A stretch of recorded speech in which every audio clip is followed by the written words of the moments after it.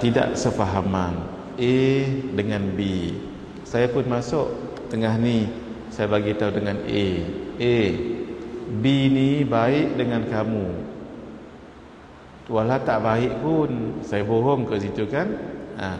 Wahai B, A ni selalu sebut kebaikan kamu, walau tak sebut pun saya berdusta tu kan. Tapi dengan niat untuk keduanya jangan bergaduh, jangan berkelahi, maka itu tak dinamakan pendusta. Boleh ya? Baik. Allah. Sama juga dengan kita tengok nanti. Sama juga dengan kita akan tengok sebelah tu ya. Mari kita lihat footnote 89. Hadis yang saya bacakan tadi itu riwayat Syaikhan. Syaikhan maksudnya dua orang syekh. Kalau Syaikhun seorang, Syaikhan dua orang syekh. Orang alim lah.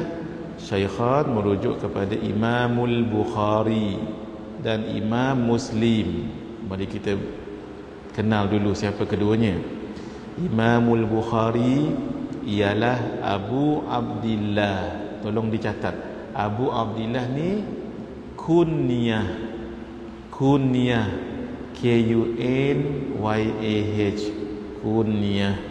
kunyah ni apa? Panggilan. Nama sebenarnya Muhammad bin Ismail bin Ibrahim. Tengok cantik nama Nabi Muhammad. Kemudian Ismail kan nama Nabi Ismail. Sebahagian ulama sebut kenapa nama Ismail? Sebab Nabi Ibrahim dapat Nabi Ismail ni umur 82 tahun baru dapat anak Nabi Ismail. Ceritanya tahu kan, saya tak ulang balik, tapi saya sekaligus sahaja. Ceritanya Nabi Ibrahim berkahwin dengan Sayyidatina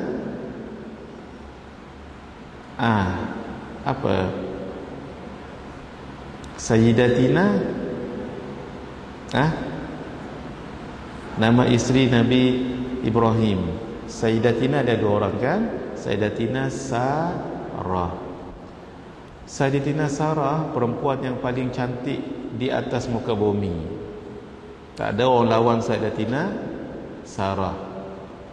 Cantik. Setelah Sayyidatina Hawa, Sayyidatina Hawa, isteri Nabi Adam, nenek kita, orang yang paling cantik dalam dunia waktu tu adalah Sayyidatina Hawa. Selepas beliau, yang cantiknya adalah Sayyidatina Sarah. Cuma kahwin lama dengan Nabi Ibrahim, tak dapat anak. Ceritanya panjang ya, saya tak nak ulang balik. Cerita dah saya bagi tahu itu. Jadi ketika mendapat Sayyidatina Hajar, asalnya adalah pembantu kepada Sayyidatina Sarah asalnya. Akhirnya berkahwinlah Sayyidatina Sarah dengan Nabi Ibrahim. Dapatlah anak namanya apa? Ismail. Ketika Nabi Ibrahim berumur 82 tahun. Ya Allah. Nabi Ibrahim selalu berdoa. Dalam Quran merakamkan doa ini, Rabbi habli minas salihin, Rabbi habli minas salihin. Ya Allah, kurniakanlah padaku anak yang soleh. Itu selalu Nabi Ibrahim doa. Belum lagi makbul. Makbulnya ketika umur baginda 82 tahun. Ya Allah, sabarnya menunggu. Itu yang nama Nabi Ismail ni Ismail. Dia seolah-olah berasal dari perkataan Sami'a yasma'u Isma' maksudnya ya Allah dengarkanlah. Ya Allah, dengarkanlah. Jadi Ismail. Tu ya. Sebahagian ulama kata gitu. Amirul Mukminin dalam hadis. Siapa? Imam Al-Bukhari.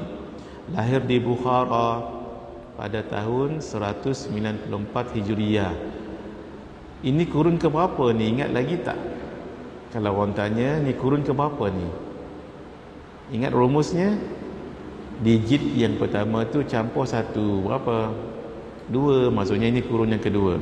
Semua ulama memuji dan mengakui ketinggian ilmunya, terutama dalam hadis.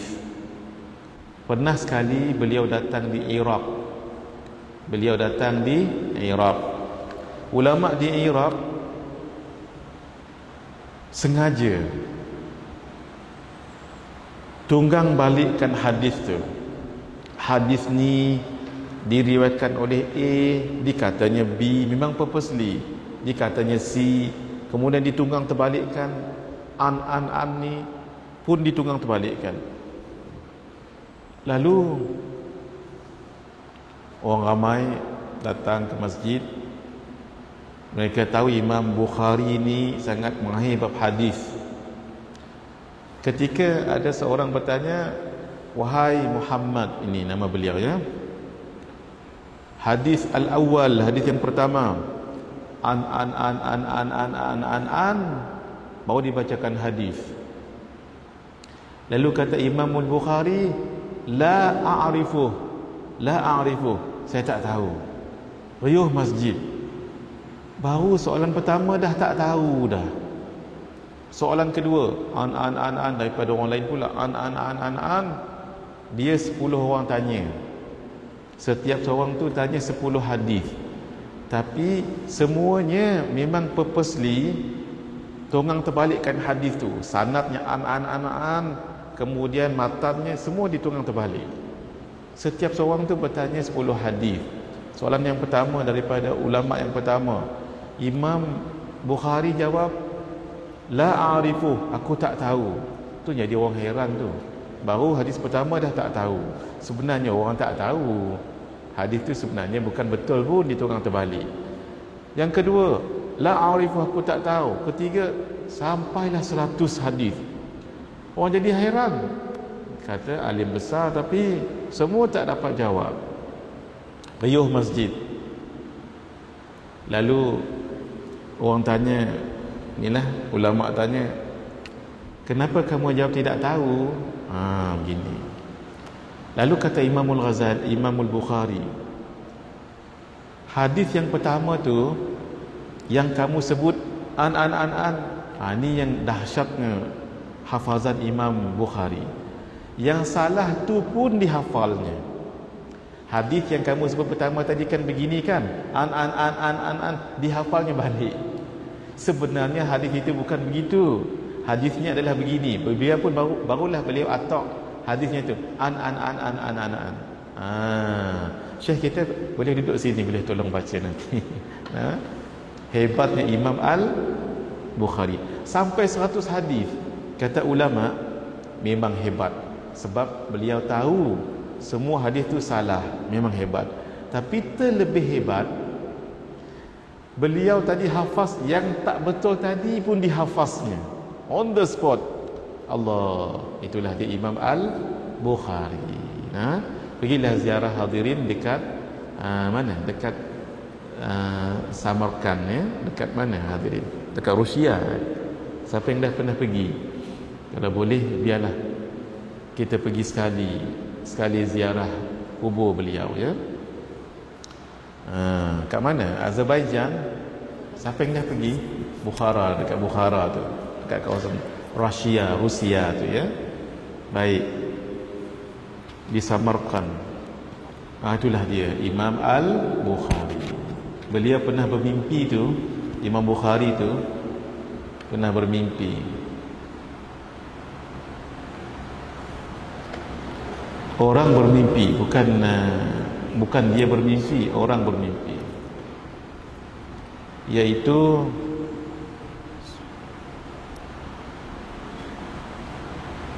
melihat Rasulullah berjalan sallallahu alaihi wasallam jalan. Kemudian Imamul Bukhari ni berjalan selepas Nabi berjalan. Istimewanya setiap tapak kaki Nabi memijak di tempat itu, tempat yang samalah dipijak oleh Imam Al-Bukhari. Lalu orang mentakwilkan bahawa Imam Al-Bukhari lah yang akan menjaga hadis Rasulullah sallallahu alaihi wasallam. Memangnya kalau beliau riwayatkan hadis, insya-Allah sahih itu. Sebab ketat, beliau tu nak menerima hadis tu ketat. Dia tak cukup sezaman, mesti berjumpa macam ni. Contohnya syekh kita jumpa saya macam ni baru dia terima hadis tu. Kalau ada orang Shah Alam contohnya ikut pengajian kita ni dalam rakaman Keajah ni, katalah rakaman ini live, dia tak akan terima. Dia nak dengar mulut daripada orang yang jumpa saya. Tu ketat beliau tu. Walhal kalau ada orang rakam ke satu zaman, apa salahnya? Tak boleh tahu. Itulah dia kehebatan Imam Al-Ghazali, penulis kitab Al-Jami'us Sahih, yang merupakan kitab hadis paling sahih selepas Al-Quran, yang dikumpulkannya selama 16 tahun. Setiap kali beliau menulis hadis tu, beliau akan solat sunat 2 rakaat. Nak tunjuknya berkatnya ya. Setiap kali menulis buat solat 2 rakaat. 16 tahun. Cuba bayangkan. Hadis beliau tu sekitar dalam 7,000 hadis. Ambillah 7,000 senang-senang. Cuba darab 7,000 darab dengan 2, berapa tu? Banyak itulah, ribuan rakaat beliau solat. Meninggal pada tahun 256 Hijriah di Samarkand. Seorang lagi Imam Muslim ialah Abul Husain, sebab anak beliau namanya Husain, Muslim bin Al-Hajjaj An-Naisaburi, seorang imam besar yang ternama dalam hadis. Dilahirkan di Naisabur dekat Iran pada tahun 204.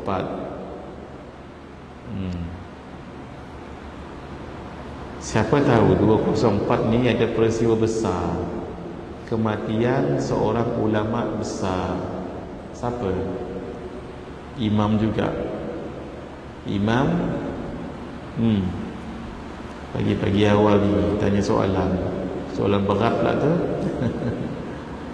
Siapakah yang telah meninggal pada tahun 204? Jadikan nombor ni satu nombor yang diingat selalu ya, mulai daripada hari ini ya. Yang meninggal dunia pada tahun 204 adalah Al-Imam Asy-Syafi'i. Sama-sama kita ingat ya. 204 nombor ni jangan lupa. 204. Siapa yang meninggal tahun ini? Imam Syafi'i. Sebab imam kita kena tahulah. Baik. Para ulama sepakat atas keimamannya dalam hadis. Memang hebat. Tapi beliau anak murid kepada Imam Al-Bukhari ya, anak murid. Kitabnya Sahih Muslim disyarahkan oleh tidak kurang 15 buah kitab, dan yang paling terkenal ialah Syarah Sahih Muslim karangan Imam An-Nawawi. Beliau meninggal pada tahun 676 Hijriah. Ini kurun ke berapa ni? 7, ingat ya. Meninggal di Naisabur pada tahun 271 ketika berumur 55 tahun. Begitu ya. Faedah. Siapakah Syaikhan? Syaikhan ni dua orang syekh. Syaikhan dalam kalangan malaikat merujuk kepada malaikat Jibril dan malaikat Mikail. Ya. Syaikhan dalam kalangan para sahabat merujuk kepada Sayyidina Abu Bakar dan Sayyidina Umar. Syaikhan dalam kalangan ulama Syafi'iyah yang mutaqaddimin dahulu merujuk kepada Imam Rafi'i dan Imamun Nawawi. Syaikhan dalam kalangan ulama Syafi'iyah yang mutaakhirin yang kemudian merujuk kepada Imam Ibnu Hajar Al-Haytami dan Imam Ramli As-Saghir. Ya, ini untuk dalam bab fiqh. Baik, mari kita baca sebelahnya itu. Fadal.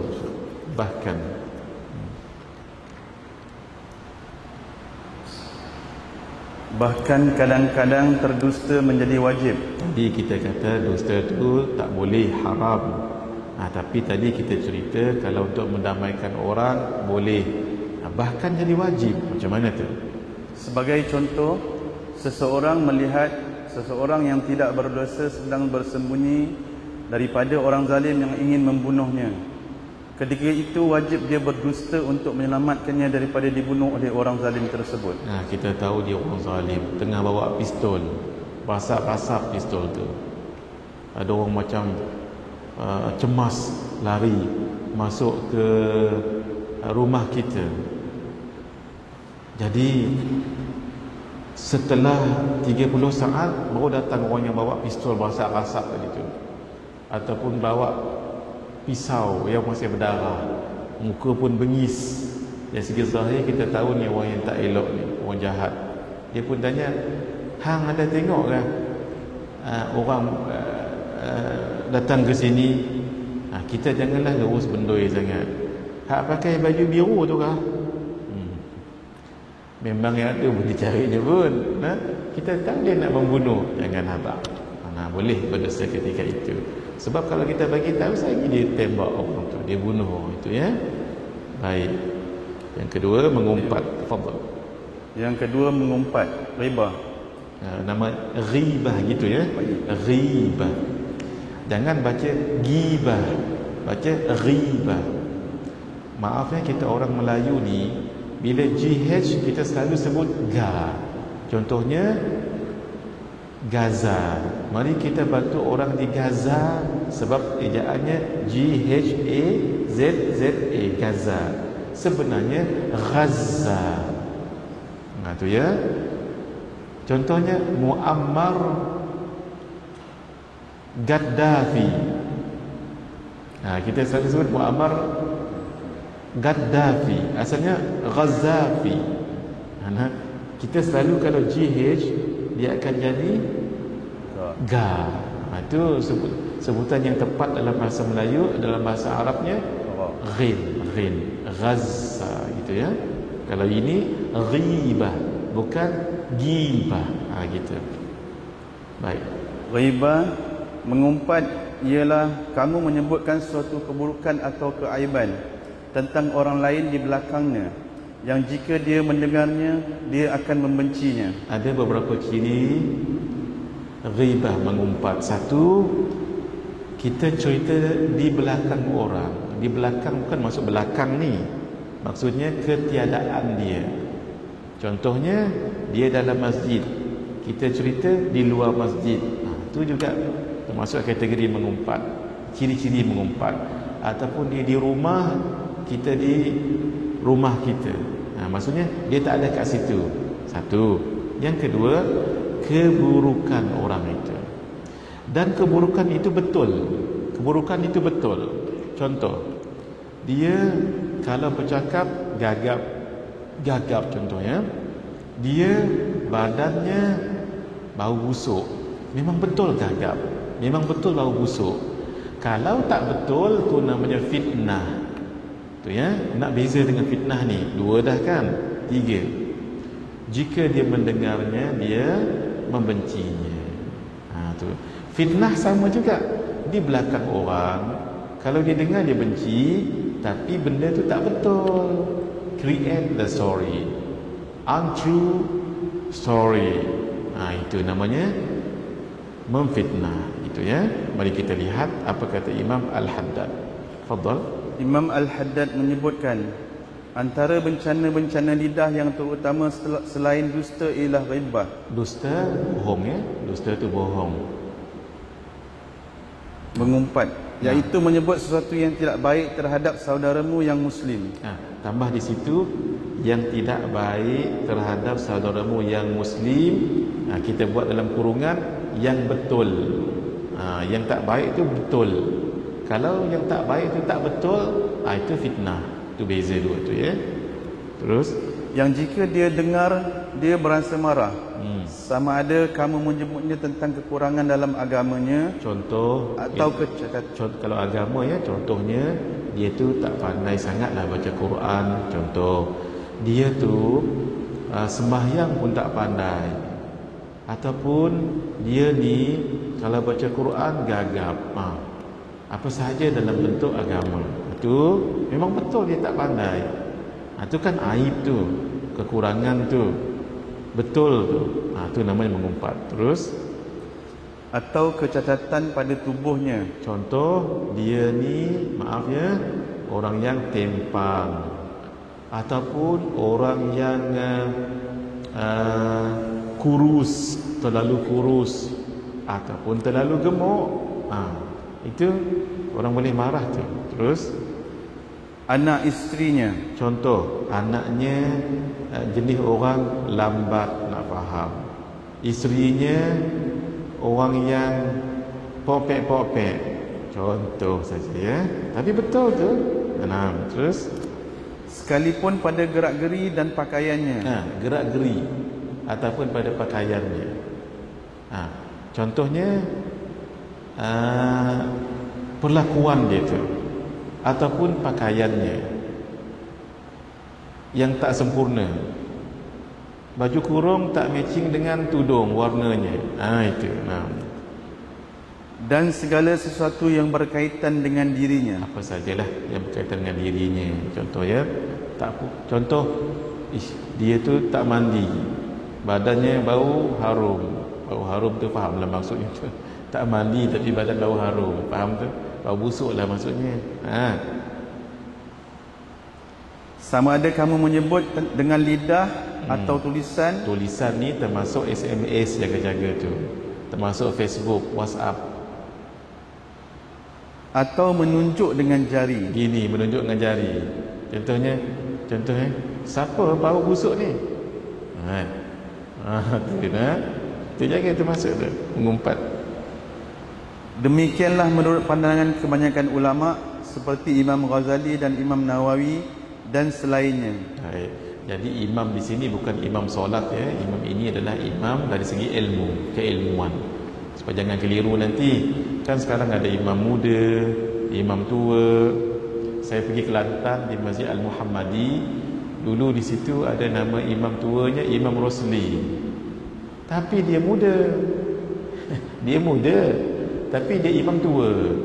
Dia pun datang jumpa saya, menyambut saya, dijemput berceramah situ. Ustaz, perkenalkan imam muda. Allah, imam yang dia kata muda tu tua. Ustaz Rosli tadi tu, dia muda, tapi oleh kerana dia imam satu, tempat kita ni imam satu ni mengaji, ada imam satu, imam dua kan. Ketua imam ke, dia jadi ketua imam. Jadi sebab itu dipanggil imam muda, imam tua. Tapi dia muda. Imam yang muda tadi tu tua. Masya-Allah. Saya pun dia nampak saya macam keliru, Ustaz. Dia tengok, bukan tengok umur, tengok ranking dia tu, jawatan dia tu. Itu ya. Baik. Silakan.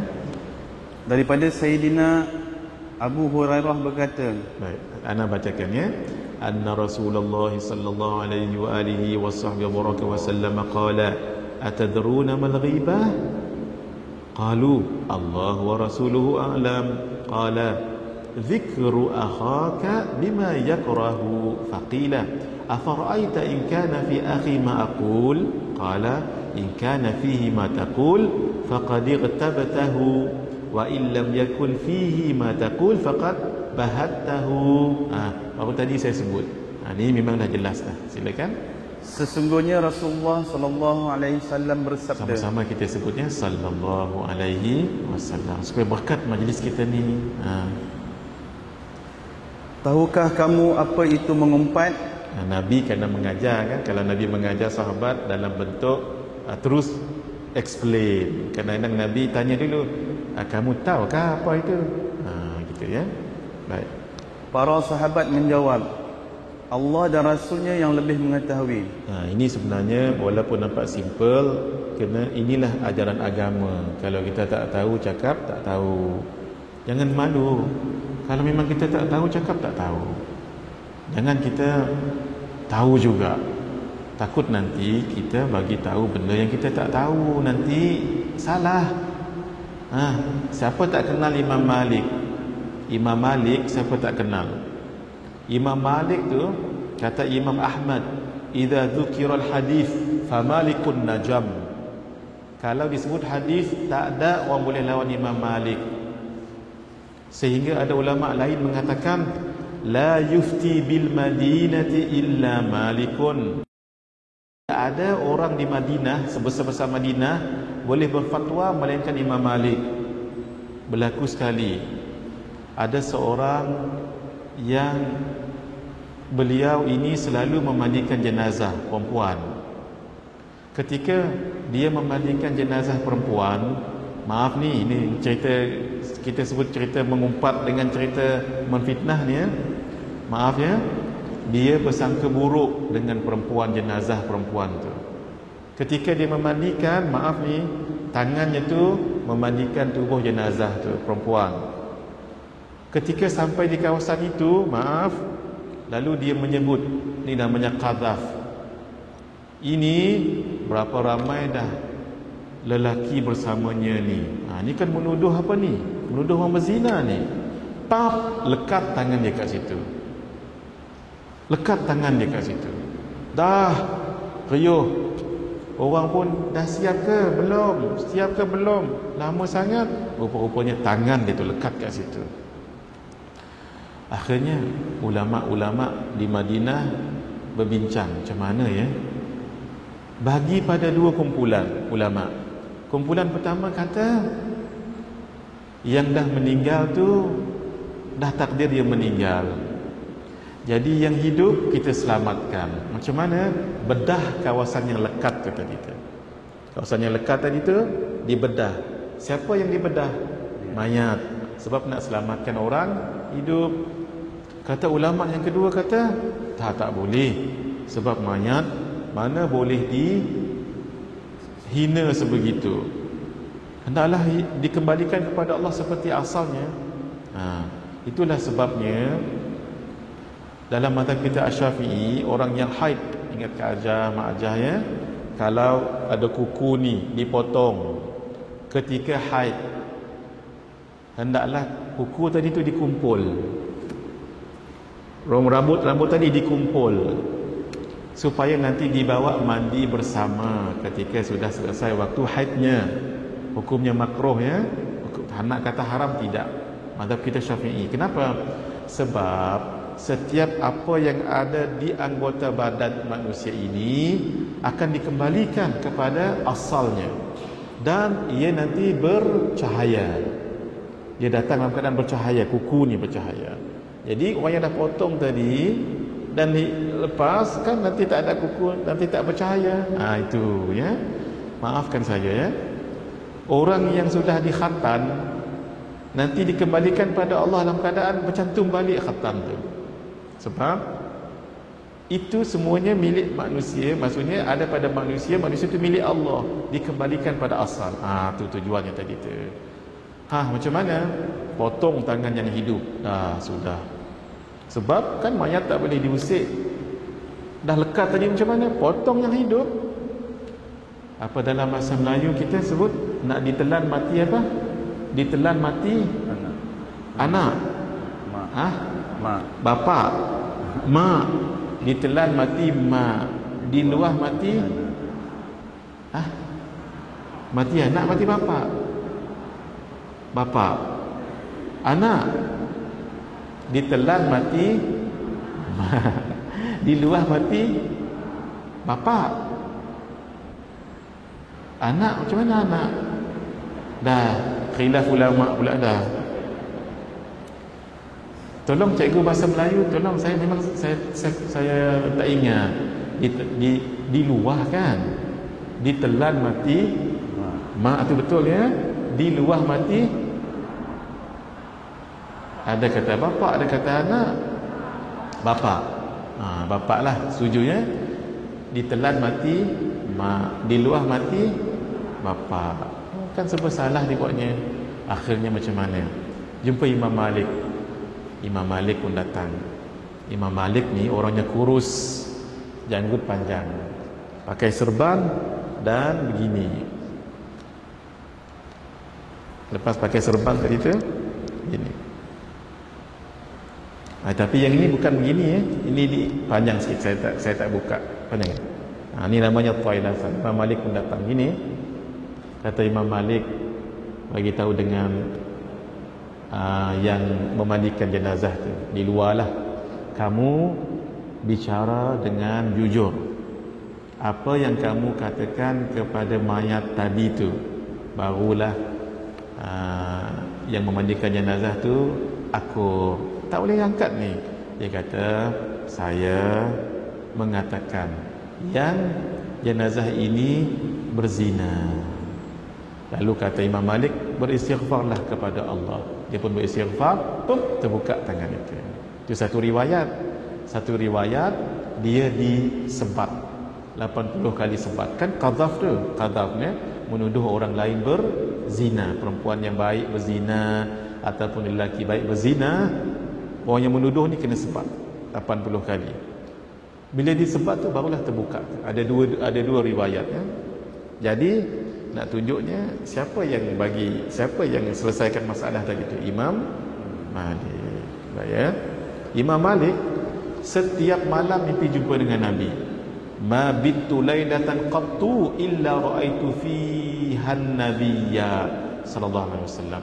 Tidak pernah aku tidur satu malam melainkan setiap malam aku mimpi jumpa Nabi. Saya nak bagi tahu begini, sealim-alim beliau ditanya 37 soalan agama ni Kak Jah, 37, 3 je beliau jawab. 34 wallahu alam. Tengok tu, saya nak bagi tahu tadi, jangan malu kalau bab agama, kalau tak tahu cakap tak tahu, wallahu alam gitu. Kalau kita tak tahu untuk hal akhirat, nanti seganlah, malulah. Orang kata tak tahu dah, memang tak tahu, nak buat macam mana? Orang yang tak tahu, ketika dia mengatakan tak tahu, itu bermakna dia tahu. Boleh semula ya? Orang yang tak tahu, ketika dia mengatakan tak tahu, itu bermakna dia tahu. Kenapa? Dia tahu yang dia tak tahu. Tak tahu, itu bermakna dia tahu yang dia tak tahu. Yang bahayanya apa? Orang tu dia tak tahu yang dia tak tahu. Ini bahaya, jangan kawan dengan dia. Orang ini ada 4. Dia tahu yang dia tahu, kawan dengan dia. Ni orang alim ni. Yang kedua, dia tahu yang dia tak tahu. Dia sedar dia tak tahu, itu pun okey. Yang keberapa dah? Yang ketiga, dia mula-mula tadi dia tahu yang dia tahu. Yang kedua, dia tahu yang dia tak tahu. Yang ketiga, dia yang akhir sekali, dia tak tahu yang dia tak tahu. Tiga ke 4 ya? 3 kan? 1, dia tahu yang dia tahu, ni orang alim. Yang kedua, dia tahu yang dia tak tahu. Ini orang yang belajar, bagus. Tapi yang bahaya yang orang ketiga ni, dia tak tahu yang dia tak tahu. Akhirnya dia pun bercakap tanpa ilmu. Jangan malu. Kalau kita tak tahu, cakap tidak tahu. Wallahu a'lam, maaf tak tahu saya. Nanti saya carilah jawapannya insya-Allah. Gitu. Dalam bab agama lah. Kalau dalam bab dunia, orang datang, mana tandas masjid ni? Wallahu a'lam. Itu zalim lah punya tu. Baik. Terus Nabi SAW bersabda, kamu menyebutkan sesuatu tentangnya yang tidak dia suka. Itulah dia mengumpat. Terus Nabi SAW bersabda, bagaimana pendapat Tuan jika perkara itu benar padanya? Nabi ditanya, bagaimana pendapat Tuan jika perkara itu benar ada padanya? Benar, benda itu benar ada padanya. Ada orang tu tadi. Nabi SAW menjawab, Jika ia benar, maka engkau telah mengumpatnya. Tadi kan kita sebut tu, kata benda tu memang tak betul tentang orang tu, dan memang benda tu tak betul tu memang ada pada orang tu. Tu namanya mengumpat. Terus, tetapi jika perkara yang kamu katakan tidak benar, maka kamu telah memfitnahnya. Baik, memfitnahnya. Tuan-tuan, cuba tengok yang teks Arab tu, yang baris paling bawah. Cuba kita letak istilah ya.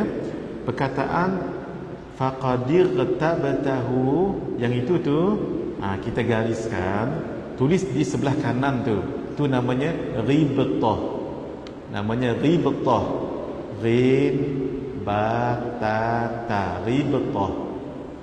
Ribtah ya. Yang satu lagi yang ujung sekali tu, bahat tahu. Bahat tahu tu namanya buhtan. Maaf Syekh, sini sikit. Tadi faqadi betana ribah ya, ribatun. Yang di belakang nampak tak? Ni nampak? Ribatun. Inilah nama mengumpat tadi tu. Yang bawahnya tadi tu buhtan. Buhtanun. Ini namanya fitnah. Ini mengumpat.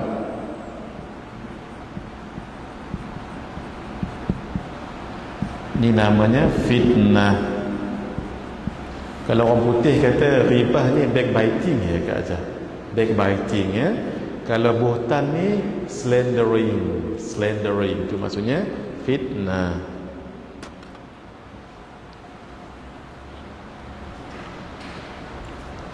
Boleh ada dua perkataan tadi digariskan. Faqadir tabatahu tu ribtah. Ribtah ya. Yang ujungnya tu ribtah. Ribtah ataupun ribah boleh juga ya. Bukan. Saya tulis apa tu? Ribtah kata. Saya tulis apa tu? Ribah kan? Ribah. Satu lagi ribtah tu lain. Ribtah ni hasad. Tapi hasad dengki yang elok. Itu nama ribtah. Itu lain ya. Ribtah tu maksudnya begini. Orang tu pandai berceramah. Kita pun ingin macam dia. Tapi kita tak nak nikmat pandai berceramah yang ada pada dia itu hilang. Itu nama ribtah. Kalau hasad begini, beza hasad dengan ribtah, ya, lebih kurang macam ribah dengan buhtan. Hasad begini, orang tu kaya, ada orang ni cemburu dengan dia, hasad dengan dia, dan dia inginkan kaya tu hilang, jadi miskin. Itu nama hasad. Itu namanya hasad. Kalau ribtah begini, bukan ribah, ribtah. Dia nak kaya macam orang tu. Pada masa yang sama, dia tidak hasad. Dia tidak nak orang tu hilang hartanya. Tapi dia nak dia sendiri tu macam orang itu. Ada harta boleh bersedekah. Itu nama ribtah. Nanti kita masuk nanti. Baik.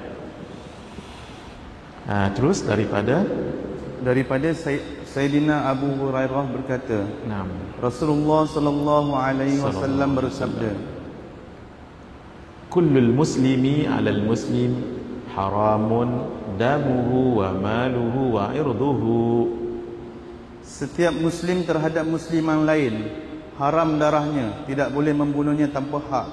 Haram hartanya, tidak boleh merampasnya, dan haram kehormatannya, tidak boleh mengumpatnya. Baik. Sekarang ia adalah haram mengikut ijma. Apa dia yang haram tu? Mengumpat. Baik, mari kita lihat ada 3 kumpulan ulama. Yang kata ulama tu kan ada 3 kumpulan.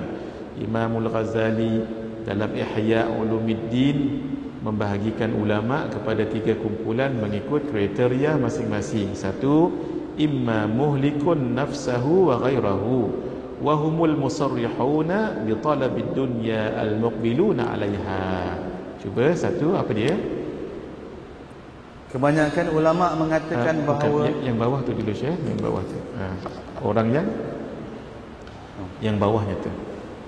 ia adalah haram mengikut Bukan orang yang membinasakan 58. Footnote bawah tu. 3 kumpulan ulama. Tadi anda dah baca di depan tu, sambung saja 58, muka surat 58. Itu. Orang yang dia ada tiga kumpulan ulama ya. Satu. Orang yang membinasakan dirinya dan orang lain. Mereka secara terang-terangan mencari dunia dan menerimanya. Dia ni ulama, dia pandai ilmu agama. Tapi dia mengatur orang tu tak betul, dia je betul. Kemudian dia ada macam ada niat lain, nak masyhur, nak flame, nak glamour, nak ambil harta orang. Bila ada pengikut ramai ni, senanglah dapat sumber kewangan. Tu naudzubillah ya. Yang kedua, wa imma mus'idun nafsahu wa ghairahu wa hum da'una ila Allah subhanahu wa ta'ala zahiran wa batina. Orang yang membahagikan dirinya dan orang lain. Mereka mengajak umat ke jalan Allah Subhanahu wa taala sama ada secara zahir atau batin. Ini ulama akhirat namanya. Dia membahagiakan dirinya dan orang lain. Dia ajar benda bagus-bagus kat orang. Dia tak mengajar orang mengumpat orang, mengatur orang, merendahkan orang. Yang dia ajarnya bawa ke akhirat. Ini amalan untuk akhirat. Ini gitu ya. Mudah-mudahanlah tuan-tuan bukan senang ya nak mengajar orang ni. Ramai-ramai macam ni takut dalam hati tu jadi glamour macam tu. Bahaya. Sebab itu kalau berkhutbah paling bagus begini. Kami diajar guru kami. Kalau khutbah, saya kalau berkhutbah macam inilah pakaian saya. Hari Jumaat saya pakai yang warna, saya pakai baju putih, semua putih, serban putih dan begini. Lepas pakai serban putih tadi kan, saya berkhutbah begini, naik atas tu macam ni. Ini pesan guru kami ni, almarhum Syekh Wan Muhammad Saghir. Kenapa kita begini? Sebab bila kita begini, ini kan menghalang pandangan kita ni. Jadi kita tak nampak ramai orang, sikit je. Gitu. Tapi kalau terbuka macam ni, ramai je manusia, merenyut. Itu baru bawah ni. Kalau Masjid Al-Khairiyah, ada lagi. Dia berapa ramai duk tengok orang ni. Live pula tu, dia jadi rasa main diri tu. Orang ni terkenal. Itu tujuan kita pakai ni. Sebab kita berasa tawaduk. Sebab itu ketika khutbah dia tak boleh puan-puan hendaklah kita semua mari. Tak boleh. Itu hukumnya makruh. Hatta kalau berdoa, tuan-tuan tengok hari Jumaat nanti mengaji.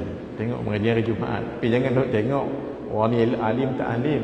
Salah satu ciri orang tu alim, kalau dia berkhutbah, ketika sampai yang kedua ke, dia akan baca doa begini. Allahumma ghafir lil muslimina wal muslimat wal mu'minina wal mu'minat. Tu alim tu. Kalau angkat tangan berdoa, ni khatib. Kita bawah tak apa. Allahumma ghafir lil muslimina wal muslimat wal mu'minina wal mu'minat. Itu maaf ya, belum lagi menguasai ilmu khutbah. Dan itu hukumnya makruh. Kenapa angkat tangan tu hukumnya makruh di atas mimbar ni? Takut-takut tadi tu timbul perasaan hebat itu. Tangan apalah salahnya? Walhal dalam hadis disebut kana yarfa'u yadayhi khudwa mankibayhi, adalah Nabi mengangkat kedua tangannya setantang dengan selaras dengan bahunya ketika angkat berdoa. Tapi ketika di atas mimbar tak boleh. Gitu. Itu tandanya orang tu alim. Sebab tu kita makmum di bawah ketika orang berkhutbah dan baca doa, Allahumma ighfir lil muslimina wal muslimat wal mu'minina wal mu'minat al ahya'i minhum wal amwat innaka sami'un qaribun mujibud da'wat wa yaqadil hajat. Ya Allah, Engkaulah Maha Pengasih dan Penyayang. Gitu. Itu tanda orang tu alim tu. Kalau angkat begini hukumnya makruh. Kenapa? Takut sombong. Kita pun heran. apa nak sombong waktu tu. Gitu etika dalam berdoa. Itu nak tunjuknya jangan sampai jadi sombong begitu. Nah, silakan. Sudah tadi. Yang ketiga silakan.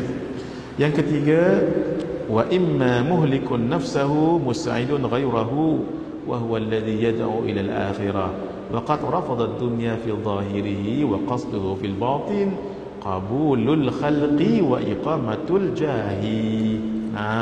Orang yang membinasakan dirinya tetapi membahagikan orang lain. Ni tak berapa nak elok. Yang paling elok nombor 2 tadilah. Yang ni dia membinasakan dirinya, orang alim tadi, tapi bagus dia mengajar orang. Dia mengajak kepada akhirat. Dia menolak dunia pada zahirnya, tetapi tujuan batinnya adalah diterima oleh semua makhluk untuk mendapatkan penghargaan daripada mereka dan mendapatkan sanjungan di sisi mereka. Contohnya, tak apa, saya tak perlu bayaran. Maaf ni bukan merujuk siapa-siapa ya. Tak apa, saya datang ikhlas, saya tak perlukan bayaran. Baik. Assalamualaikum. Waalaikumsalam. Dia sebenarnya dalam hati dia mahu sebenarnya. Dia nak orang puji dia. Bagus tuan Syekh ni. Nak orang lain dapat bayaran, dia tolak bayaran. Ni tak ada kena-mengena siapa-siapa ya. Tengoklah. Kita pun gitu sebenarnya. Tapi kalau ada orang bagi, kita tak tolak. Tapi kalau orang tak bagi, kita tak tuntut, insya-Allah. Yang diajar oleh guru kami mengaji, kalau orang bagi, kita terima. Tapi kalau orang tak bagi, kita tak tuntut. Tak tulis surat. Ya Tuan Haji, yang 2 minggu lepas nampak belum dapat lagi saya ni. Demi Allah tidak. Guru kita aja begitu.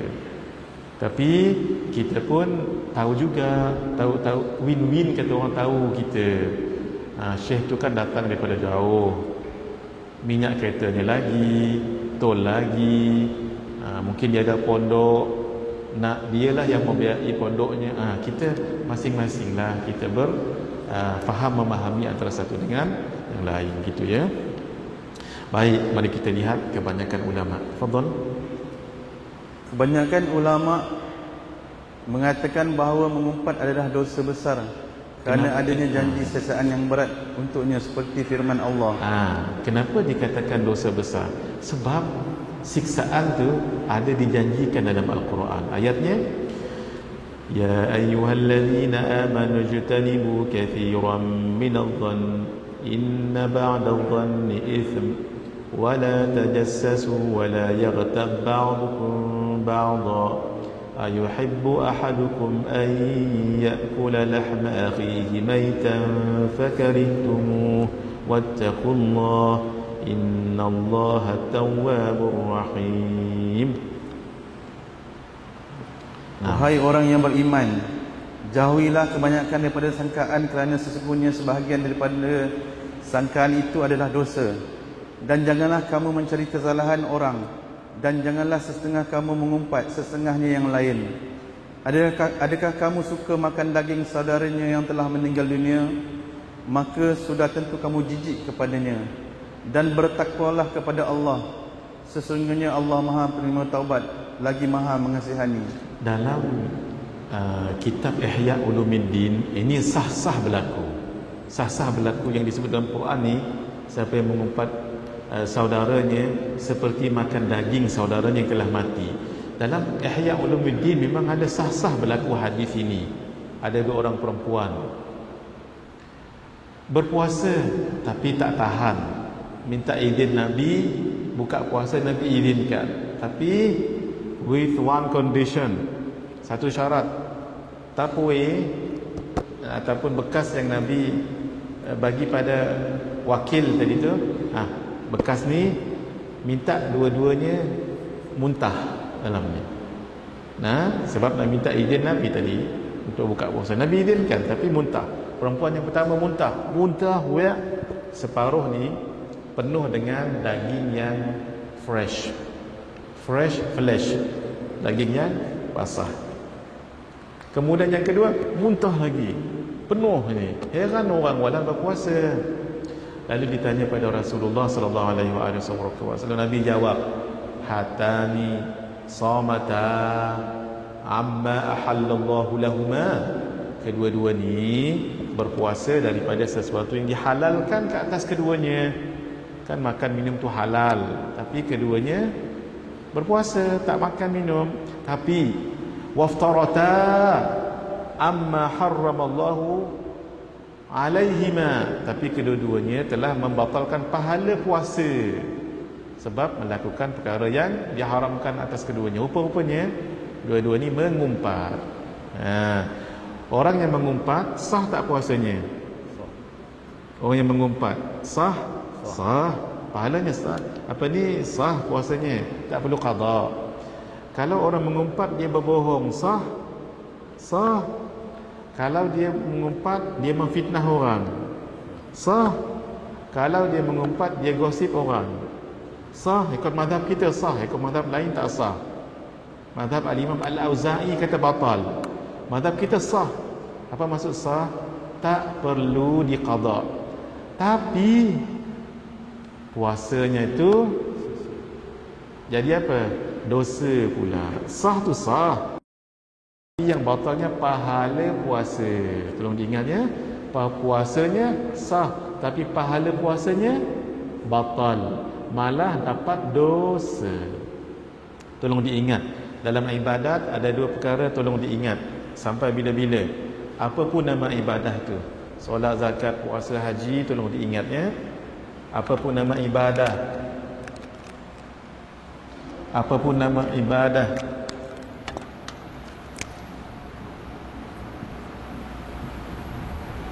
solat, zakat, puasa, haji, selalu ingat dua benda ni. Satu, sah. Yang kedua, makbul.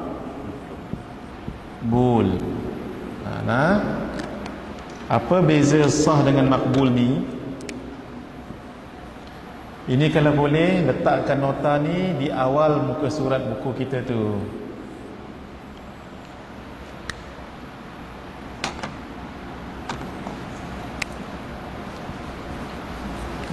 Bahasa mudah ya, lengkap. Ini diterima. Ibadah itu. Saya bagi contoh mudah. Anak kita nak masuk UIA. Sebelum nak masuk kena hantar borang-borang tu kan. Due date-nya hari ini pukul 12. Kita pun datang pukul 11.30. Pergi kat kaunter tu, ada adik di kaunter tu pun suruh keluarkan dokumen dalam envelope. Kita pun keluar, dia pun tik. Salinan kad pengenalan, ada sijil sekolah, ada result SPM, ada recommendation, ada co-curriculum, ada semua lengkap. Sah. Maksudnya borang tadi tu, envelope tadi diambil sah. Tapi belum tentu diterima. Contohnya anak tadi nak ambil medics, dia nak jadi doktor. Setelah seminggu hantar borang tadi tu, akan adalah meeting senate dekat universiti yang akan tengok qualification anak tadi. Dia dapat 7 straight A's, 1 B dan 1 C. Walhal nak dapat medics, dia kena 9 straight A's. Agak-agak anak ni tadi diterima tak masuk kos medics? Tidak. Sah tapi tidak makbul. Macam solat kita lah. Solat lengkap dengan rukunnya, syarat sahnya, tidak melakukan yang membatalkan solatnya, sah solat kita tu. Tapi dalam solat mengata tuan imam pakai kain gajah berdiri, sepatutnya gajah duduk, terbalik imam berdiri. Kemudian panjangnya imam baca, kita mula dah batuk-batuk di belakang. Tadi okey je, seorang ni pula sokong, sebelah ni sokong. Dia bagi signal imam not too long, imam jangan panjang sangat. Belum tentu makbul. Dah hati mencari barang hilanglah. Kemudian apa lagi, hati ingat benda lain. Sah solat tadi, tak perlu qada, tapi belum tentu makbul. Dia dalam tamsilannya sebegini. Seorang ketua, ni ketua, ada orang bagi hadiah di pejabat dia, kerani dia bagi tahu kerani dia, tolong ambil, maksudnya terima. Tapi dia tak suruh pun letak di meja dia. Dia tak, maksudnya hadiah tu sekadar terima dalam office, fine. Tapi dia tak ada pun keinginan nak tengok apa hadiah tu, dan dia akan appreciate tak, tu sah. Kalau makbul, hadiah apa tadi tu? Tolong ni aja, tak sini. Oh, dipandang, dilihat. Oh ya Allah, tolong tulis surat nanti ya. Appreciate dia, makbul. Macam tu juga kita dengan Allah. Kalau kita solat macam biasa, sah. Tapi sembahyang tadi bukan kerana Allah. Sah. Tapi makbul ke tak? Tak, malah jadi lawan bagi makbul apa? Mardud. Solat tadi tak perlu qada kerana sah, tapi mardud, ditolak. Allah tak pandang pun solat itu. Gitu ya. Sebab tu tolong diingat, jangan kita letih-letih je sembahyang tapi mardud. Sebab itu doa yang doa ni kalau boleh jangan ditinggal setiap pagi. Ingat doanya, kalau dah hafal saya tak perlu tulis, cuba saya baca, tuan-tuan sambung ya. Doa ni Nabi tak pernah tinggal setiap pagi. Saya baca, kalau ada bunyi sambungnya tu, adalah orang mengamalnya tu. Kalau sengap je, saya akan tulis cepat-cepat. Cuba. Allahumma inni as'aluka ilman nafi'a wa rizqan tayyiba wa amalan. Tengah tu tambah sikit, mutaqabbalah, betul, tambah sikit lagi, wa amalan salihan alhamdulillah, tak perlu saya tulis ya. Kita jangan tinggal. Nabi tak pernah tinggal. Allahumma inni as'aluka ilman nafi'a, ya Allah, aku mohon padamu ilmu yang bermanfaat. Ilmu yang bermanfaat tu ada 7 ciri. Ada dalam buku kita 7 ciri. Muka surat berapa tu? Ingat tak? Saya suruh ingat muka surat berapa, ingat itu? 40. Cuba tengok 40. Tahu tak Syekh? Saya suruh ingat 40 itu. Ingat rasanya? 40. Bukan? 40. Betul? 40. Betul? Saya ingat lagi. Ingat sampai bila-bila. Kalau boleh hafal. Kan kita dah bagi rumus menghafal lah itu kan? Kita dah ni. Baik, itu namanya ilmu yang bermanfaat. Yang kedua, wa rizqan thayyiba, rezeki yang baik. Bukan rezeki saja tapi yang baik. Rezeki yang baik ni penuh berkat, yang menyesiatkan badan, itu ya. Dan yang terakhir ni penting ni, wa amalan salihan mutaqabbala. Kalau nak baca wa amalan mutaqabbala pun boleh juga, tapi lebih bagus wa amalan salihan mutaqabbala. Amal soleh tapi diterima, sebab ada amal soleh tapi tak diterima. Ingat ya, contoh kita bagi sedekah tapi kita riak, tak diterima. Contoh kita zakat ataupun kita sedekah, ya sah tu, tapi tak diterima, makbul, sayang. Macam mana?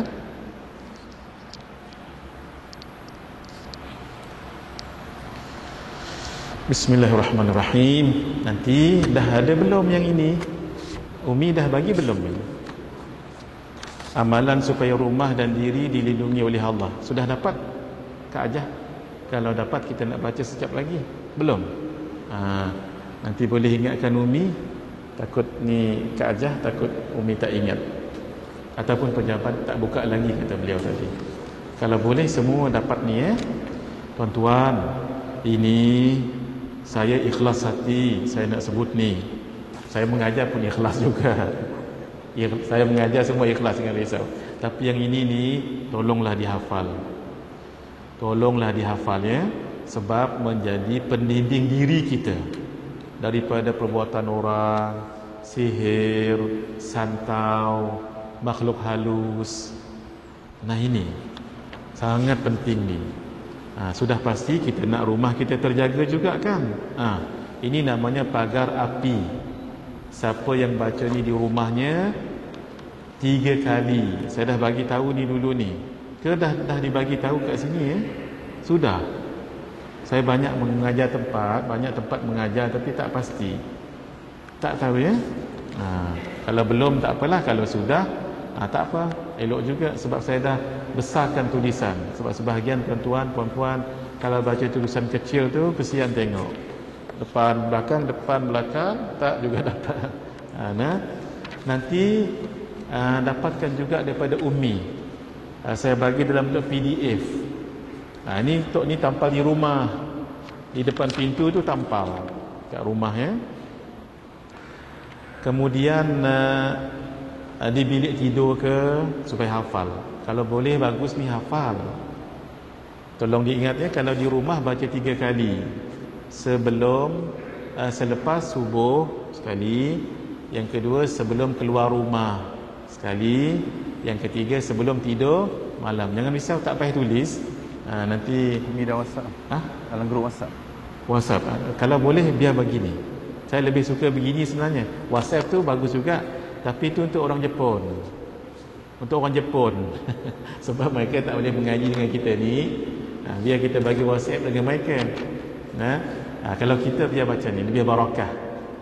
Baik, rasanya Umi belum buat lagi. Sudah? Dah dibagi ni? Oh, bila masa bagi? Tak perasan saya.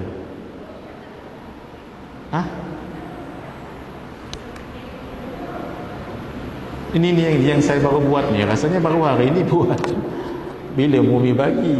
Ini baru semalam saya buat. Boleh saya tahu siapa yang belum dapat? Angkat tangan boleh nak tengok. Oh, ramai lagi. Tak apa. Saya KIV dulu. Nanti sekitar pukul 10.20 kita baca sama-sama ya. Baik. Mari kita sambung Syekh. Daripada Sayyidina Jabir bin Abdullah, meriwayatkan sebanyak 1500. Tak apa, kita baca ni dulu. Dan Sayyidina terus. Dan Sayyidina Abu Sa'id Al-Khudri. Keduanya berkata Rasulullah sallallahu alaihi wasallam bersabda. Maaf ya, yang tadi tu tuan-tuan baca sendirilah nanti.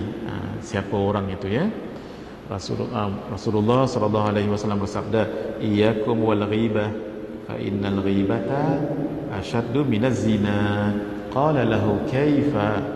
Qala innar rajula qad yazni wa yatubu fayatubu Allahu alaihi wa inna sahibal ghibah la yughfaru lahu hatta yaghfira lahu sahibuh. Allahu akbar. Naam. Kamu hendaklah menjauhi perbuatan mengumpat kerana ia lebih bahaya daripada zina. Dia lebih bahaya, tapi dosanya lebih besar. Dosa zina ke zina ke mengumpat? Zina. Tapi lebih bahaya kesannya mengumpat. Besar dosanya memanglah yang paling besar dosa zina, tapi bahaya kesannya tu mengumpat. Kenapa tu? Ketiga Nabi Muhammad sallallahu alaihi wasallam ditanya, kenapa ia lebih bahaya daripada zina? Walhal zina tu dosanya lebih besar. Kenapa? Baginda Rasulullah sallallahu alaihi wasallam menjawab, kerana seseorang lelaki yang berzina itu lalu bertaubat, maka Allah menerima taubatnya. Dan sesungguhnya orang yang mengumpat tidak akan diampunkan kepada kerana dosa umpatannya, melainkan orang yang diumpat itu memaafkannya. Tu yang bahaya tu. Kalau orang tu dah tak duduk di Gombak, macam mana? Dia pindah ke Shah Alam. Kita pun cari di Shah Alam. Dah meninggal rupanya. Dah sudah. Macam mana? Kena taubat sungguh-sungguh lah. Baik. Mari kita lihat footnote 97 ya. Footnote 97 sebelahnya tu. Footnote 97 muka surat 60. Dalam hadis lain disebutkan siksaan untuk orang yang mengumpat. Rasulullah sallallahu alaihi wasallam bersabda, "Lamma urija bi marartu bi qaumin lahum adfarun min nuhas." Saya baca hadis ni takut kita. Siapa yang tak tahu hadis ni tak mahu dia mengumpat orang. Yakhmishuna wujuhahum wa sudurahum.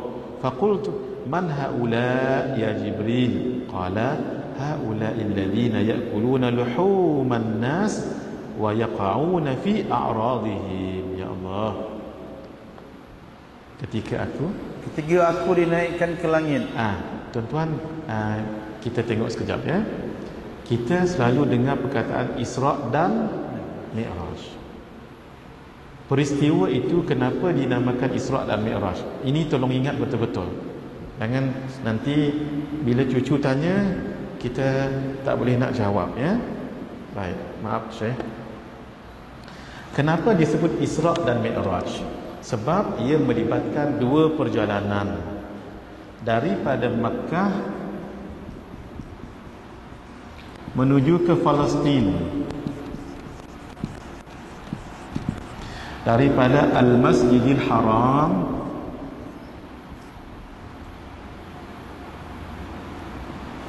Al-Masjidil Haram ke Al-Masjidil Aqsa. Sebenarnya Masjid Aqsa tu bukan yang kubah warna kuning tu, bukan. Itu bukan. Itu Qubbatus Sakhra tu bukan Masjidil Haram. Bukan Al-Masjidil Al-Aqsa. Al-Masjidil Aqsa tu yang besar tu, kompleks yang besar gini. Dan ada satu macam menara tu. Inilah namanya Al-Masjidil Aqsa. Ya. Ini dipanggil Al-Masjidil Haram, ini dipanggil Al-Masjidil Aqsa. Nanti bulan Rajab nanti insya-Allah saya akan tunjukkan slide-nya. Kenapa dipanggil masjid?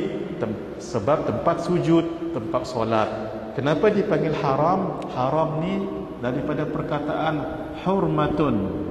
Hurmatun maksudnya hormat ataupun mulia. Sebab itu masjid yang mulia. Sama juga bulan-bulan haram. Bukan haram tu lawannya halal, bukan. Al-Masjidil Haram, Allah haram masjid ni, bukan. Al-Masjidil Haram, haram maksudnya yang hormat, yang mulia. Masjid yang mulia, itu satu. Yang kedua, haram untuk orang yang bukan Islam untuk berada di situ. Itu Al-Masjidil Haram. Bulan-bulan haram, Dzulqa'dah, Dzulhijjah, Muharram dan Rajab. Bulan-bulan haram, bulan-bulan mulia. Boleh? Al-Masjidi, Masjid Al-Aqsa. Al-Aqsa ni lawannya Al-Adna.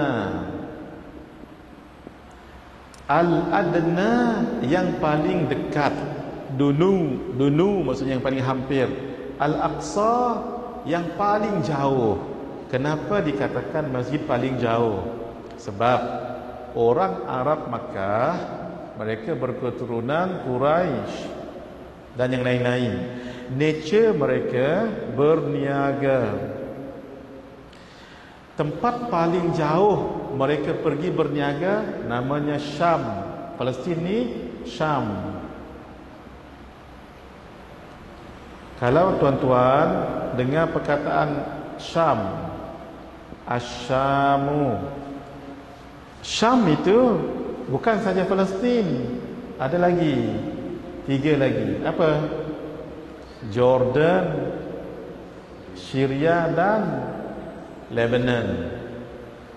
Jordan, Syria, Lebanon, Palestin. Itulah namanya Syam. Kena? Bukanlah Syam ni Syria saja, tak. Ada 4 di situ. Baik. Orang Arab mereka berniaga ada 2 jalan. Ini diinisiate oleh datuk Nabi yang bernama Abdul Muttalib.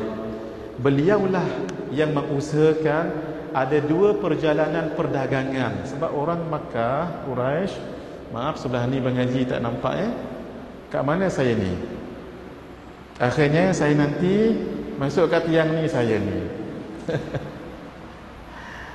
Kat mana saya? Kalau saya pergi kat sini, mengaji pula tak nampak. Gini nah. Bismillah. Kita tutup dulu tempat tu. Baik. Ni semua nampak ni. Nak cerita sedikit supaya tuan-tuan dapat gambaran. Kenapa harus ke Palestin? Gitu ya. Baik. Masa zaman datuk Nabi iaitu Abdul Muttalib. Abdul Muttalib. Hafal nasab Nabi dah hafal. Sayyidina Muhammad bin Abdullah bin Abdul Muttalib bin Hashim bin Abdi Manaf bin Qusay bin Kilab ibn Murrah bin Ka'ab bin Lu'ay bin Ghalib bin Fihr ibn Malik bin Nadhr bin Kinanah bin Khuzaimah bin Mudrikah bin Ilyas ibn Mudar bin Nizar bin Ma'ad bin Adnan sallallahu alaihi wasallam ini. Beliaulah yang menginisiate. Tak ingat saya macam mana peta ni peta Saudi tak ingat dah saya, lama dah tak melukis peta. Sini kan Makkah, sini kan Madinah,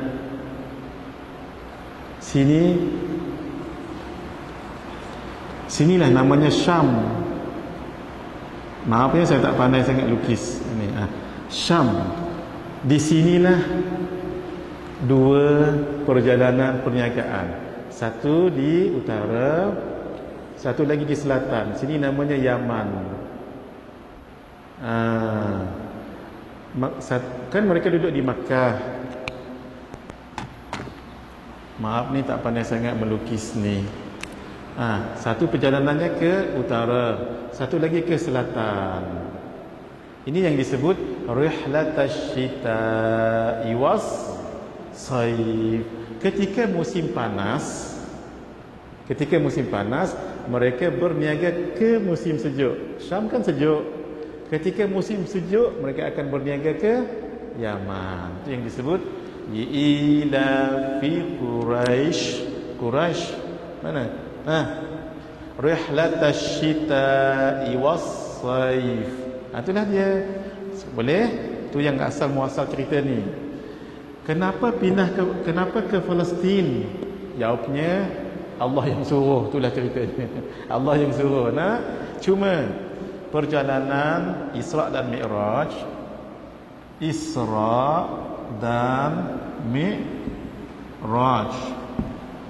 ni Mi'raj, Urija, Isra. Ini nanti jadi ceramah Isra Mi'raj pula kita ni. Ini nanti bulan Rajab nanti Mi'raj asal perkataannya Urija ataupun Araja. Araja ni maksudnya naik ke atas dengan tangga. Macam mana tangga? Tangga ni lah namanya Mi'raj. Tangga ni namanya Mi'raj. Isra berasal dari perkataan Sara. Sara maksudnya berjalan pada waktu malam. Itu namanya Isra. Contohnya saya saja nak test tuan-tuan contohnya. Insya-Allah malam ni saya dengan Ustaz Syam akan berisra. Dari segi bahasanya betul tak? Betul, sebab kami nak pergi ke Bangi malam, akan berjalan pada waktu malam. Berjalan tu tak kira lah jalan kaki ke naik kenderaan ke, yang penting pada waktu malam.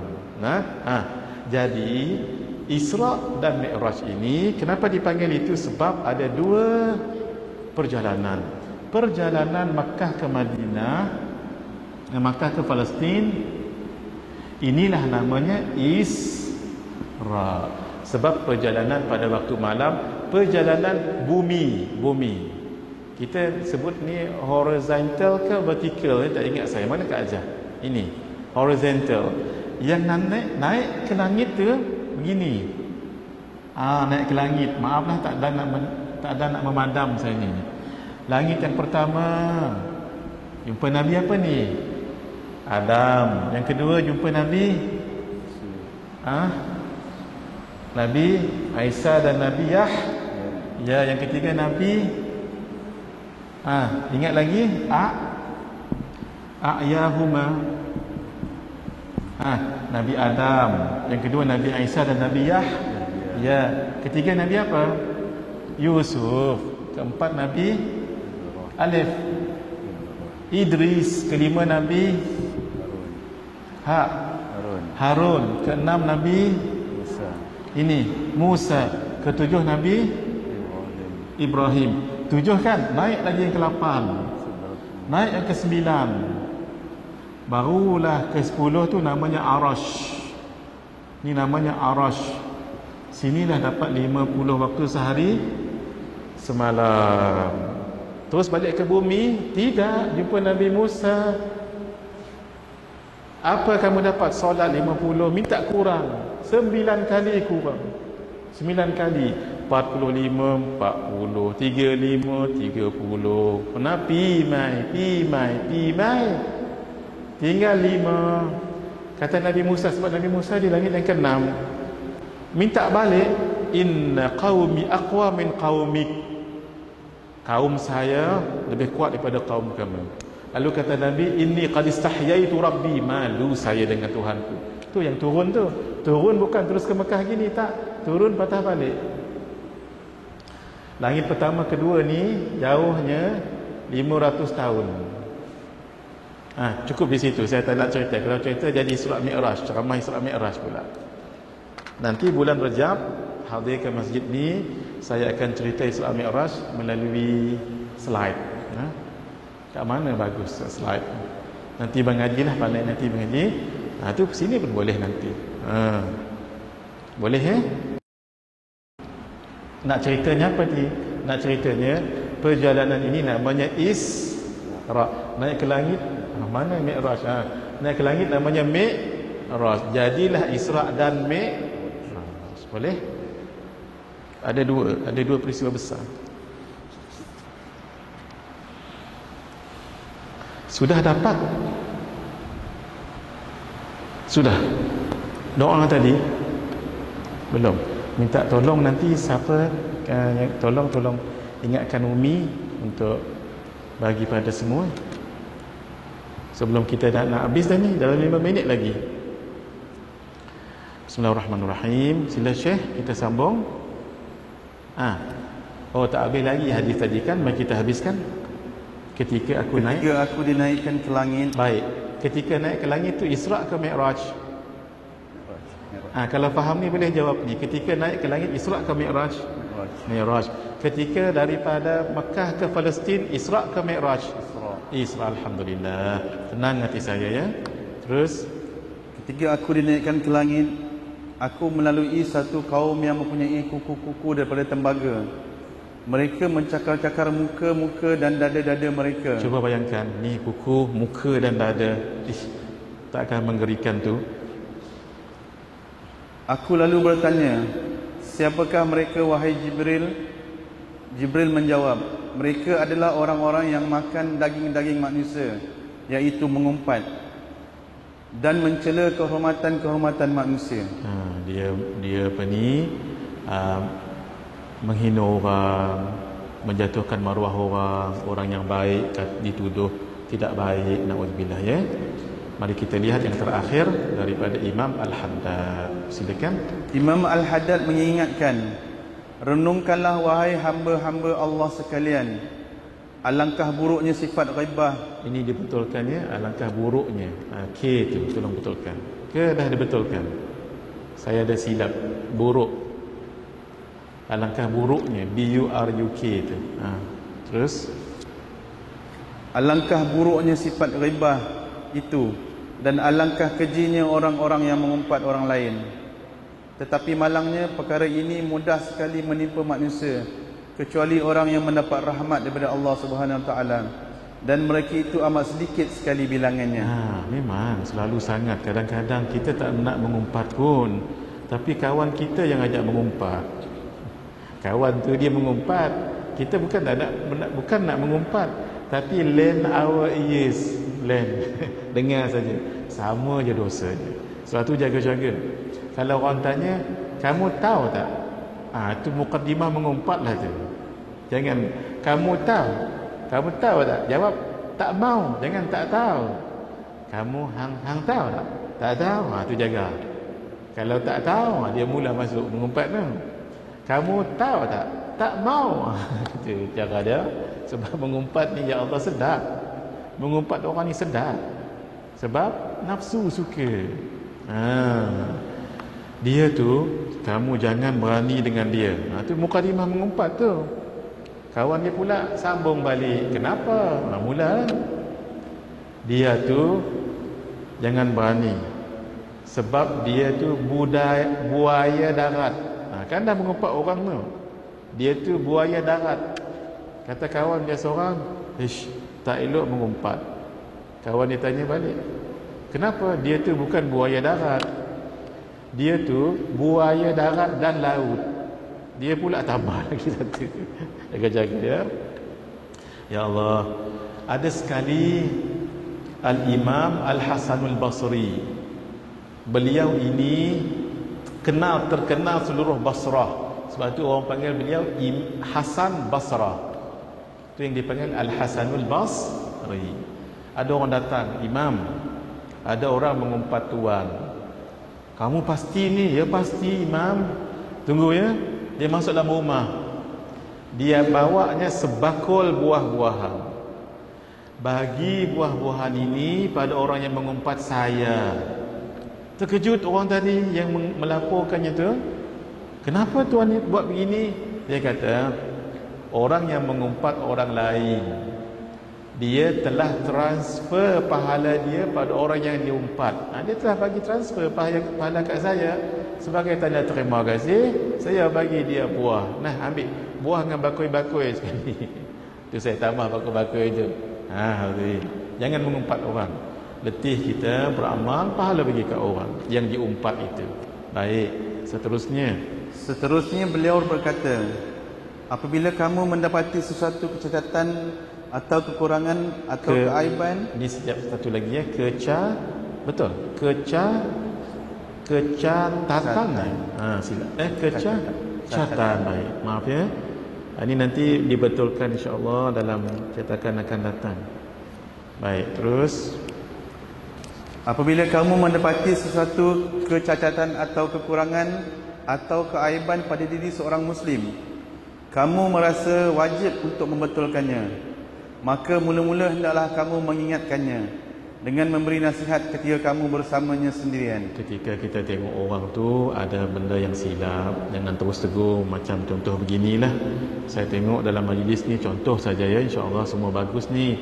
Ada orang buat tak berapa nak kena, jangan terus kamu, takut nanti orang tu kecil hati, dia tak datang dah majlis ilmu ni, kan dah rugi dah. Macam mana caranya? Habis orang balik dulu, saya pun panggil, Ji, maaf Ji, nak cerita sikit, gitu. Imam Ahmad begitu. Imam Ahmad ada seorang ulama mengajar hadis. Dia duduk bawah pokok. Orang lain tu, anak-anak muridnya berjemur tengah panas. Dia tak tegur lala. Malam dia ketuk itu. Siapa tu? Abu Abdillah. Dia pun terkejut. Imam Ahmad? Naam, saya.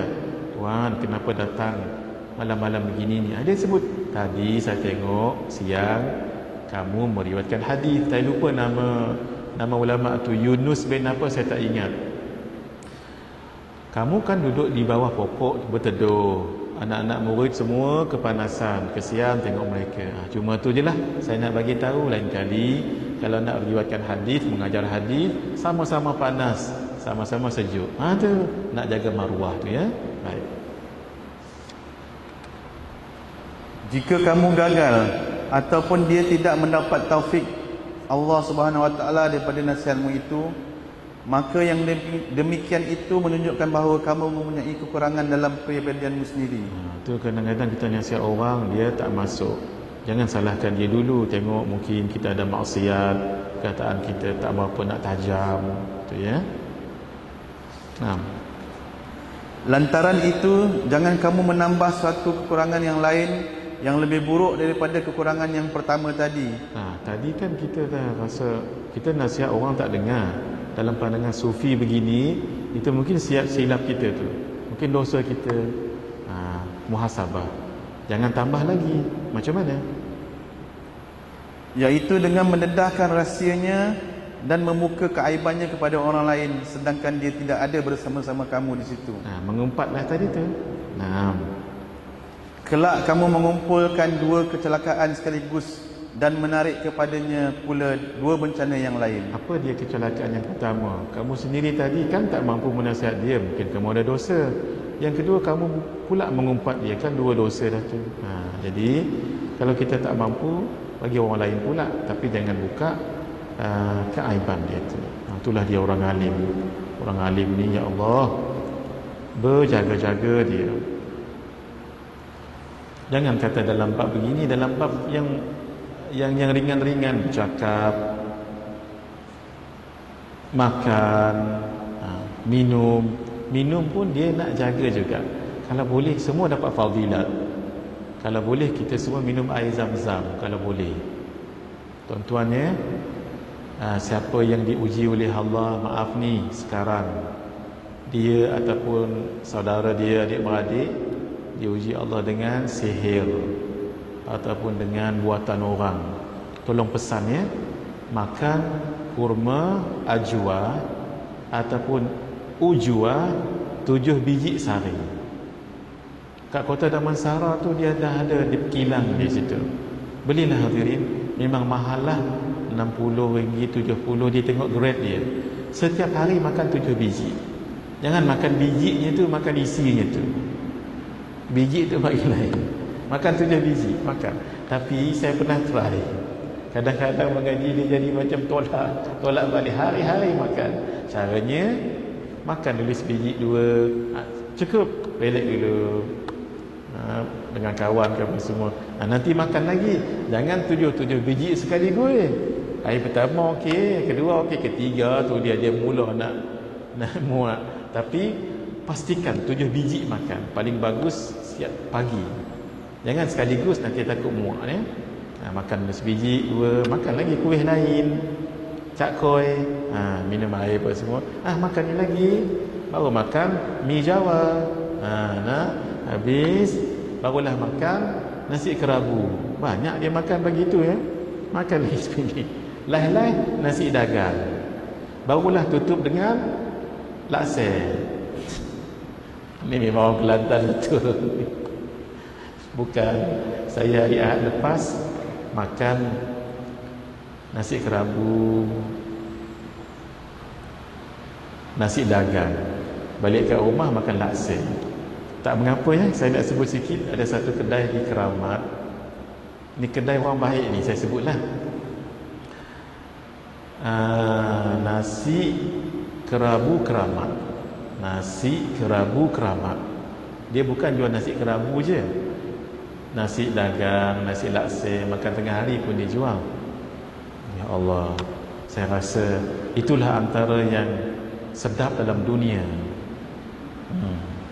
Nasi kerabu itu. Sampai sekarang ni terasa ni. Dia punya ayam panggang dia. Terasa je weh. Terasa nak pergi hari ni. Cuma Umi nak apa ni, ada buat makanan hari ni.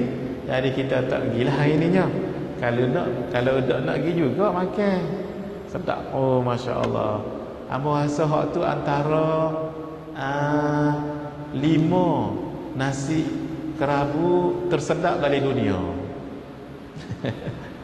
Sebab saya tahu tuan-tuan pandai buat. Sedap. Nama kedai itu nasi kerabu Keramat. Nanti tulis sebelum balik rumah singgah. Nasi kerabu dagang sedap, nasi kerabu sedap, laksa. Kita sekali makannya nak lagi. Sedap dia nak royaknya. Tak apa jarang saya cerita ni ke tempat lain ni. Saya sebut juga sebab dia orang baik. Yang kedai tu kawan saya jugalah. Baik orangnya. Alhamdulillah. Saya jumpa dengan mak cik dia, hak masak dia. Dia pun tengok saya mari, dia sukalah. Lepas tu saya kata kalau nak buka kedai ni moleknya pagi-pagi tu kita baca Bismillahirrahmanirrahim 786 kali. Kalau siapa-siapa yang berniaga ya, tolong pesanlah anak-anak ataupun siapa-siapa cucu ke, nak buka kedai nasi lemak tu ke ataupun butik ke apa semua, pagi-pagi tu dah baca dah 786 kali. Saya bagi tahu dengan makcik tu 786 kali kan.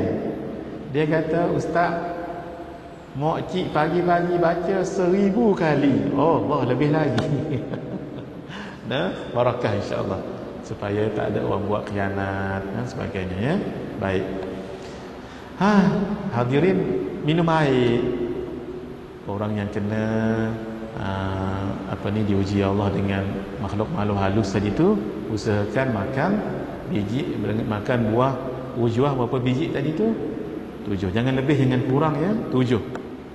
Taklah semestinya sekaligus, tapi biarlah sepanjang pagi tu untuk mengelakkan sihir. Yang kedua, minum air Zam-Zam. Minum air Zam-Zam.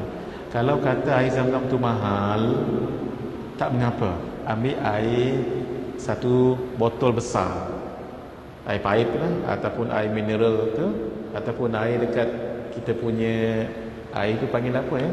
Air panas sejuk tu panggil apa? Water apa? Water cooler dengan water heater tu kan.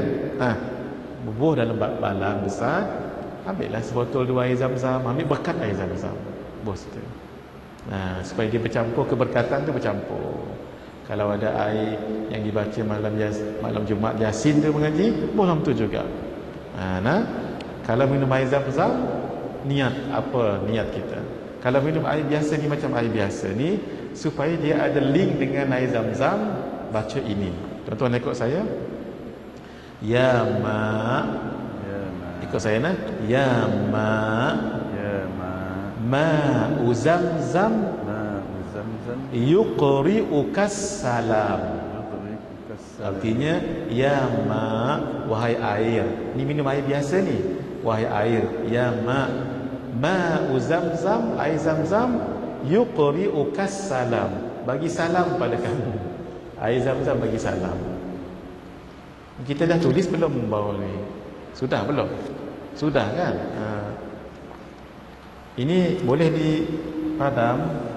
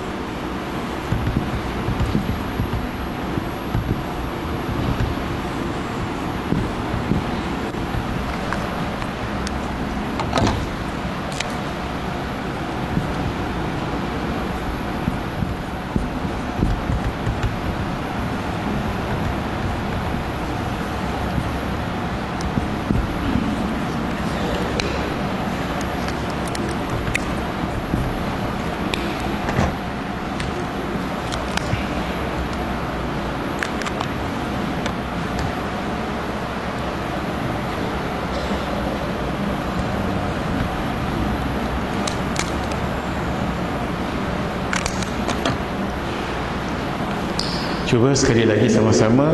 Ya ma. Ya ma. Ma'u Zam-Zam. Ma'u Zam-Zam yuqri'ukas salam. yuqri'ukas salam. Kita baca secara waqafkan ya, supaya bunyinya sedap. Sekali lagi. Ya ma. Ya ma. Ma'u Zam-Zam. Ma'u Zam-Zam yuqri'ukas salam. yuqri'ukas salam. Nanti makna bagi sendirinya. Ya ma, wahai air. Ma'u Zam-Zam, air Zam-Zam, yuqri'uka, bagi salam padamu. Wahai air ni, wahai air mineral nur, wahai mineral nur, air Zam-Zam kirim salam. Itulah bahasa kita. Boleh diamalkan supaya dapat barakah. Ini bukan hadis Nabi ni, daripada ulama, bagus untuk kita amalkan.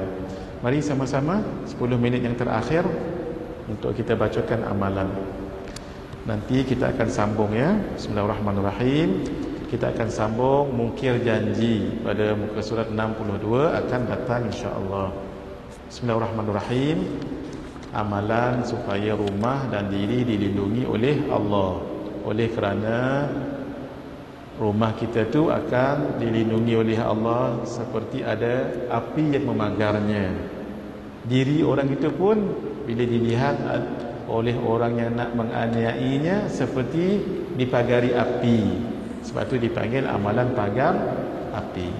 Cara mengamalkannya, untuk memagari rumah ataupun premis perniagaan ataupun sekolah, dibaca sekali selepas subuh, sekali sebelum keluar rumah dan sekali sebelum tidur malam. Jangan lebih, baca 3 kali je supaya kita yakin. Nah, bila baca tu yakin betul. Siapa yang baru ikut pengajian kami hari ini baru tahu amalan ni, kan pagi subuh tadi tak baca kan, balik rumah baca 2 kali pula qada. Sebab keluar tadi tak baca, subuh tadi pun tak baca, qada. Tapi jangan baca lagi, baca nanti ketika sebelum tidur malam, bukan tidur siang, tidur malam. Itu untuk memagari rumah. Kalau memagari diri sendiri, boleh dibaca di mana-mana dan pada bila-bila masa. Banyak mana pun tak kisah. Contohnya, saya balik kat rumah, tadi dah baca dah, saya baca lagi, tapi niat untuk diri, bukan niat untuk rumah. Kalau rumah cukup berapa kali? 3, jangan lebih. Kalau diri, di rumah ke, di masjid ke, di kedai ke, dalam kereta ke, nak baca boleh, berapa banyak terpulang. Tapi paling bagusnya jangan selalu sangat. Saya sebut dalam apa nama PDF yang Umi bagi tu, paling kurang berapa kali saya tulis kat situ? Paling kurang 3 kali siang, 3 kali malam. Paling bagus. Kenapa 3 tu? Sebab taklah kita terbeban nak baca ni je, yang lain pun kan banyak lagi. Baik, saya bacakan, kita berhenti ya. Tuan-tuan ikut saya. La ilaha illallahul halimul karim.